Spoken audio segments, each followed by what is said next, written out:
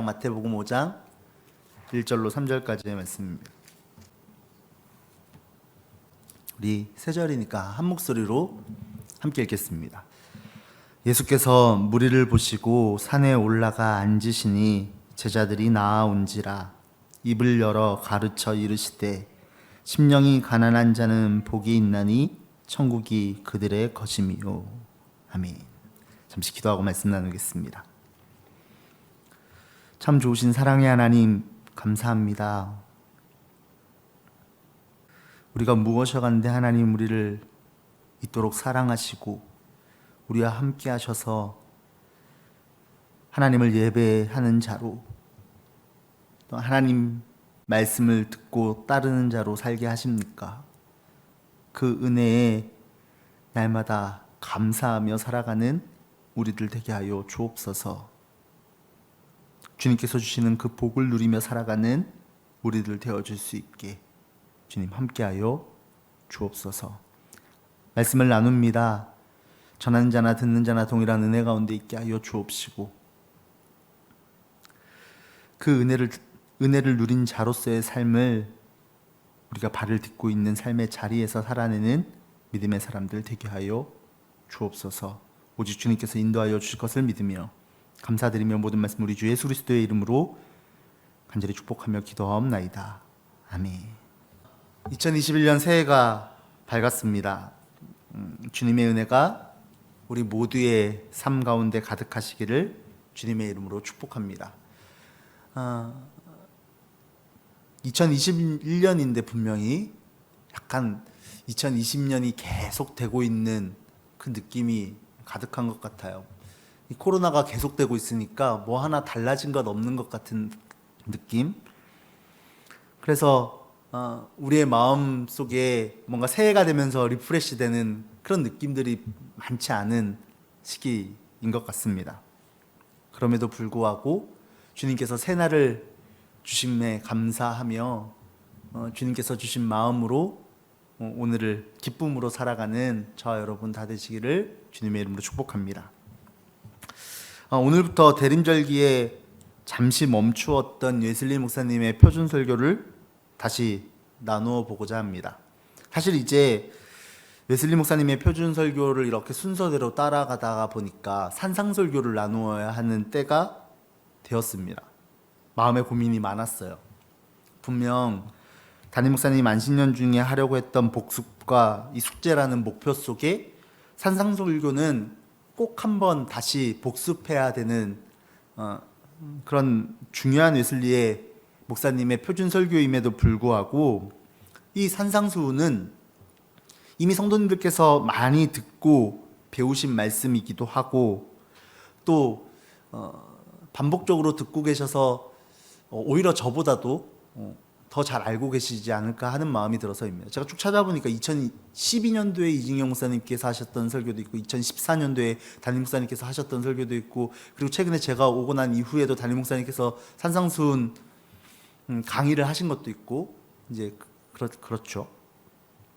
계속 반복적으로 하는 이유는 중요하기 때문입니다. 그래서 제가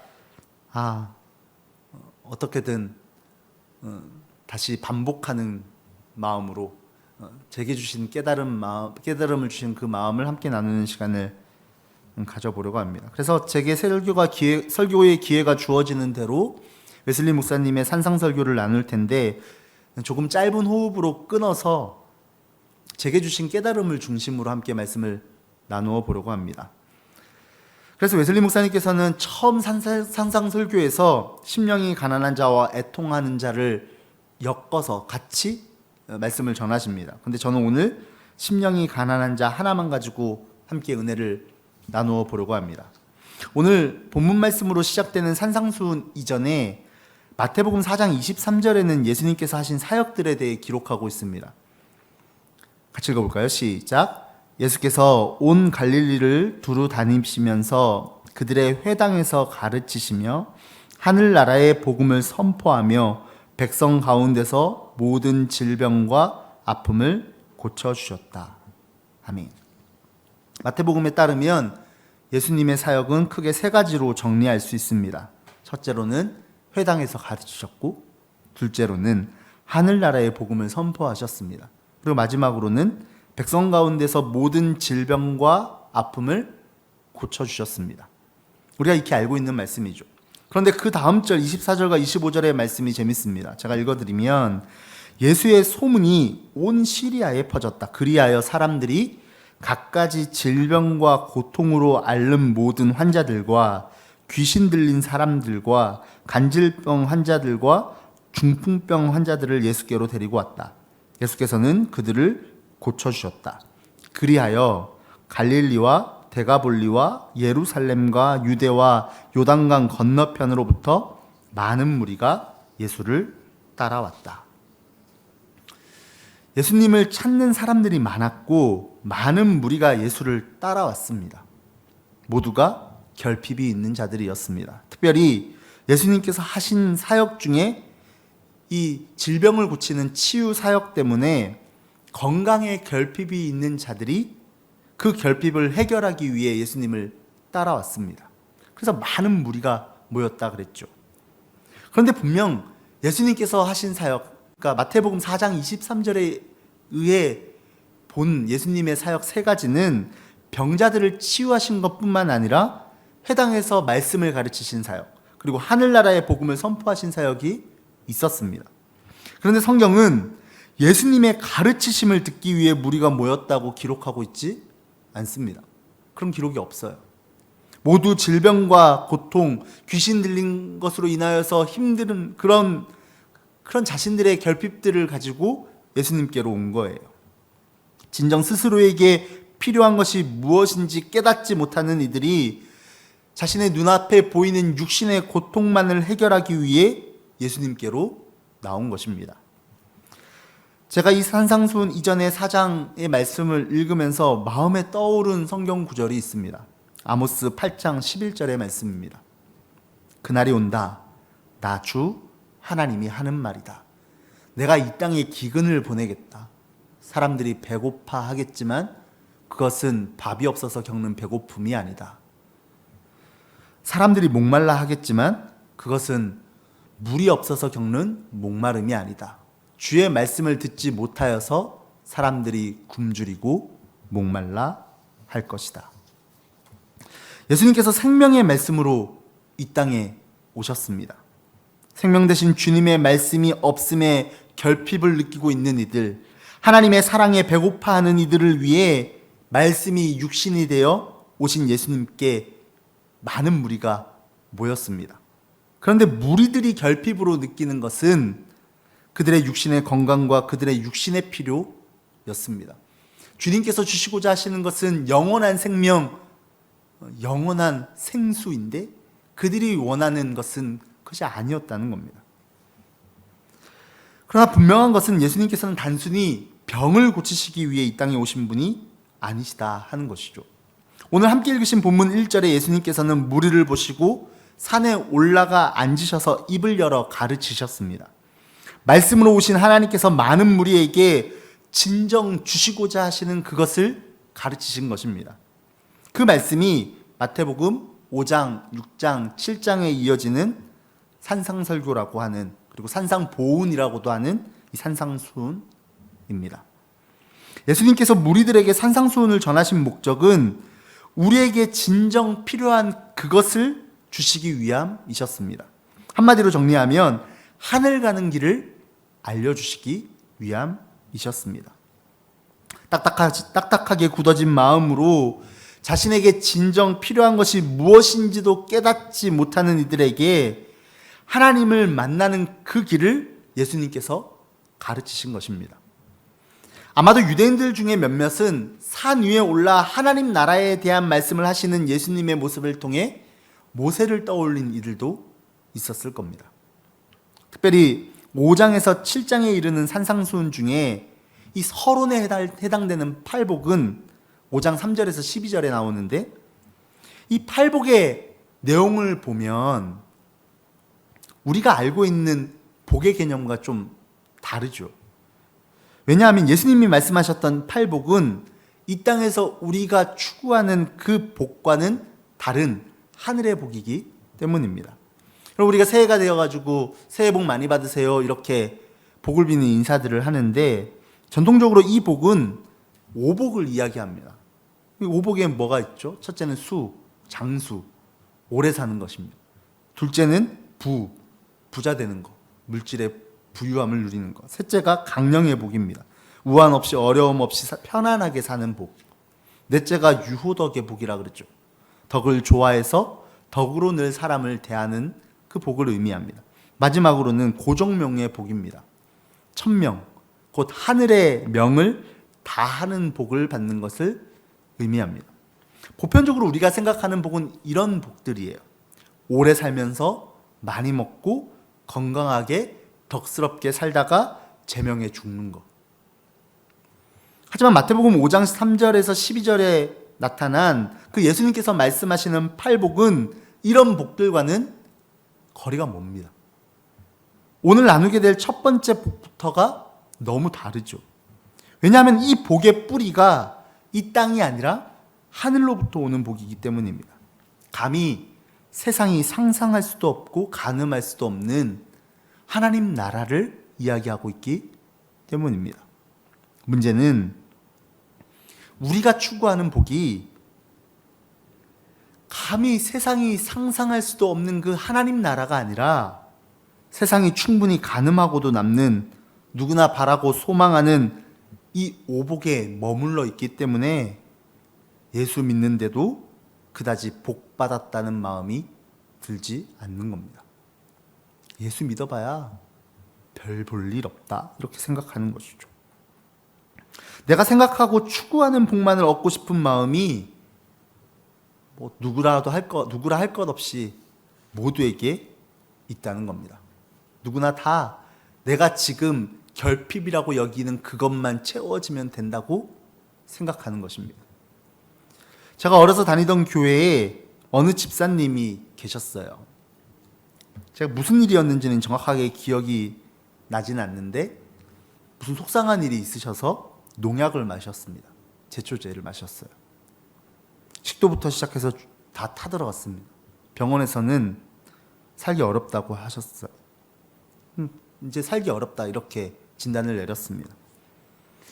그런데 그분을 사랑하는 교회 이제 교우들이 모여서 매일같이 기도하기 시작했습니다. 살려달라고. 그 집사님, 남자 집사님 살려달라고.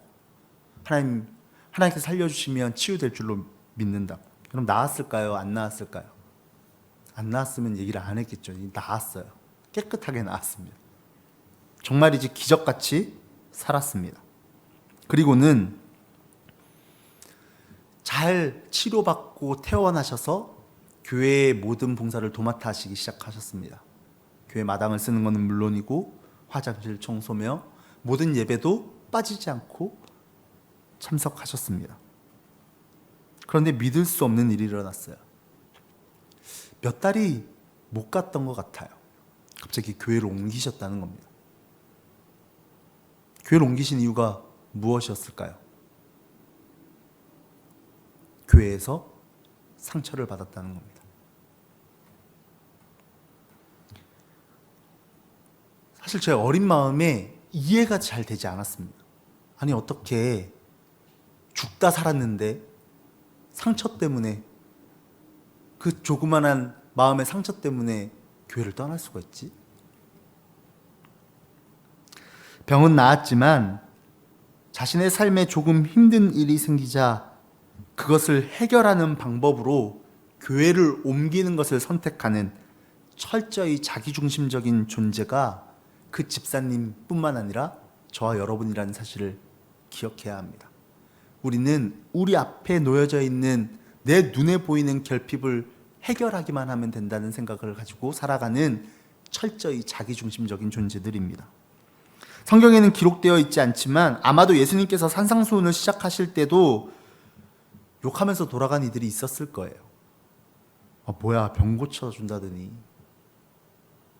왜 말을 하지? 시간이 없는데? 나 아픈데 나 지금 그 이야기 들을 때야? 또 어떤 이들은 듣기 싫은 이야기지만 저 이야기 다 듣고 나면 병 고쳐줄 수 있으니까 그냥 참고 들으면서 기다리는 이들도 있었을 겁니다. 마치 초코파이 먹으려고 군대에서 교회 갔는데 목사님 설교가 길어지면 마음에 생기는 억울하고 분통 터지는 그런 마음, 그 마음으로 산상수훈을 들었던 이들이 분명히 있었을 겁니다. 어찌됐든 이런 많은 무리들을 향한 이 산상수훈의 제1성이 복이 있다 였습니다. 여러 가지 결핍의 문제들을 가지고 있는 이들을 향해 예수님께서 복이 있다 그랬습니다. 여러분 한 번쯤은 들어서 알고 계시겠지만 오늘 읽은 우리말 성경은 심령이 가난한 사람은 복이 있다 이렇게 순서가 되어 있지만 원문으로 보면 복이 있다라는 선언이 먼저라 그러죠. 마치 시편 1편에 복 있는 사람은으로 시작하는 것과 같은 맥락입니다. 그러니까 복이 있다, 심령이 가난한 사람이요, 이렇게 정리가 되는 거죠. 우리가 생각하는 결핍과 주님께서 복이 있다고 말씀하시는 이 마음의 가난은 분명히 다릅니다. 그러니까 이걸 같은 맥락으로 생각하면 너무 화가 나는 일인 거예요. 병이 있어 온 무리들이었지만 이들 중에 가난한 이들이 대부분이었습니다. 그런데 복이 있다, 가난한 사람들이요 이러니까 이 가난이 해결이 되지도 않았는데 무슨 우리한테 복이 있다 그러나 라는 생각밖에 들지 않겠죠. 예수님께서는 우리가 일반적으로 이해하고 있는 사전적 의미의 가난과 다른 가난을 말씀하시는 겁니다. 좀 쉽게 풀어 말씀드리면 물질의 부요함이 없는 가난, 우리가 일반적으로 말하는 사전적 의미의 가난을 뜻하는 것이 아니라는 겁니다. 또한 이는 물질의 자발적 포기를 뜻하는 청빈의 의미로서의 가난도 아닙니다. 그럼 예수님께서 말씀하신 가난이란 무엇을 말씀하시는 것일까? 이는 하나님 없는 가난함입니다. 하나님께서 내 안에 계시지 않음으로 말미암는 절대 결핍, 즉 영의 빈곤함을 뜻하는 가난을 의미하는 것입니다. 예수님께서는 이렇게 마음이 가난한 사람들이 복이 있다고 말씀하십니다. 정확하게는 스스로가 가난하다고 깨달은 이들이 복이 있는 것입니다. 왜냐하면 이들만이 생명의 말씀으로 오신 예수님으로 가득 채우고자 하는 열망이 생기기 때문입니다. 마치 건강에 결핍이 있어서 그 결핍을 채우기 위해 예수님을 향해 몰려들었던 무리들의 간절함이 자신의 건강이 없음, 자신의 건강에 결핍이 생겼음을 깨달았기 때문이었던 것처럼 예수님께서는 하나님 나라에 들어가는 첫걸음을 스스로의 삶에 하나님께서 계시지 않음을 절대 결핍으로 느끼는 그 가난한 마음을 가져야 한다, 그렇게 말씀하고 계시는 겁니다. 사랑하는 성도 여러분, 우리에게 이 가난한 마음이 있습니까? 내 안에 주님이 계시지 않음으로 말미암는 힘듦과 부딪힘이 있습니까? 내가 얼마나 죄인인지, 내가 얼마나 무가치한 존재인지 깨달을 수 있을 때라야 우리는 예수님이 필요합니다. 예수님 없이는 살 수 없는 처절한 죄인인 것을 깨달은 자가 마음이 가난한 사람입니다. 우리가 믿는 복음은 이런 아무것도 아닌 우리들을 위해 예수님께서 오셨고 하나님을 신뢰하는 믿음을 가지고 그분을 따라 인내하며 걸을 때에 하나님 나라에 이를 수 있다, 그렇게 말씀하시는 겁니다. 이것이 얼마나 큰 복입니까? 생명의 말씀 되신 주님이 계시지 않음으로 배고프고 생명수 되신 주님이 계시지 않음으로 목마름을 깨닫게 될 때에 비로소 우리는 주님을 간절히 찾게 되는 것입니다.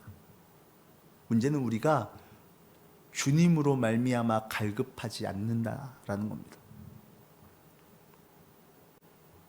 목마른 사슴이 시냇물을 찾아 헤매이듯이 하나님을 찾아 헤매이는 마음이 우리에게 있는지 점검해 보아야 합니다. 우리의 마음의 가난함이 있는지 스스로를 점검해 보아야 합니다. 이걸 우리는 다른 말로 회개라고 하는 것이죠. 내 스스로를 돌아보는 것. 그래서 내 마음을 감싸고 있는 것을 걷어내는 것. 그것을 우리가 회개다. 가난한 마음을 갖는 것이다. 라고 말씀하고 있는 거죠. 이를 웨슬리 목사님은 겸손이라고 했습니다. 주님 없이는 주님이 아니고서는 살 수 없다라고 고백하는 자신의 철저히 죄인됨을 발견하는 것, 자신의 철저한 무가치함을 발견하는 그 겸손이 가난한 마음이다 라는 겁니다. 우리는 라오디아 교회를 향한 주님의 경고의 말씀에 귀를 기울여야 합니다. 요한계시록 3장 17절에는 이렇게 말씀합니다. 너는 풍족하여 부족한 것이 조금도 없다고 하지만 실상 너는 네가 비참하고 불쌍하고 가난하고 눈이 멀고 벌거벗은 것을 알지 못한다. 가난한 마음을 가진 이는 주님 없는 나는 비참하고 불쌍하고 가난하고 눈이 멀고 벌거벗어 있는 상태라는 것을 아는 사람입니다. 사랑하는 여러분, 우리는 주님 없이는 살 수 없는 사람들입니다. 지금 내 눈앞에 보이는 조그마한 결핍을 채운다고 해서 살 수 있는 존재가 아닙니다.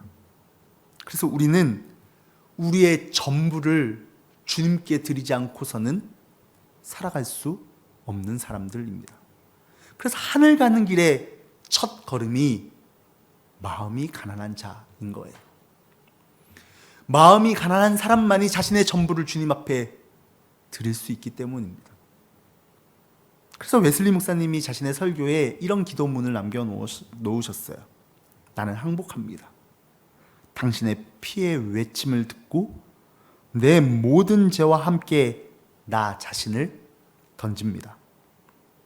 나의 속죄주이신 하나님, 당신에게. 사랑하는 성도 여러분, 2021년은 주님을 향한 간절함이 우리에게 더욱더 더하여지는 한 해가 되기를 주님의 이름으로 축복합니다. 서로를 볼 수 없는 것 때문에 우리가 너무나도 힘들잖아요. 서로의 사랑이 우리에게 닿지 않는 것 때문에 이게 그립고 간절하고 그렇잖아요. 한번 생각해 보시면 좋겠어요. 내 안에 주님의 말씀이 없는 것에, 내 안에 주님의 사랑이 없는 것에, 내 안에 주님의 마음이 없는 것에 내가 이렇게 힘들어하고 고통스러워한 적이 있는가? 내 스스로의 모습을 온전히 들여다보기 전에는 우리는 그렇게 주님 앞에 우리의 모든 것을 드리며 나아갈 수 없습니다. 사랑하는 성도 여러분, 주님께서 우리에게 말씀하십니다. 마음이 가난한 사람이 복이 있다. 왜죠? 왜 마음이 가난한 사람이 복이 있나요? 천국이, 하나님 나라가 그들의 것이기 때문입니다. 기도하겠습니다.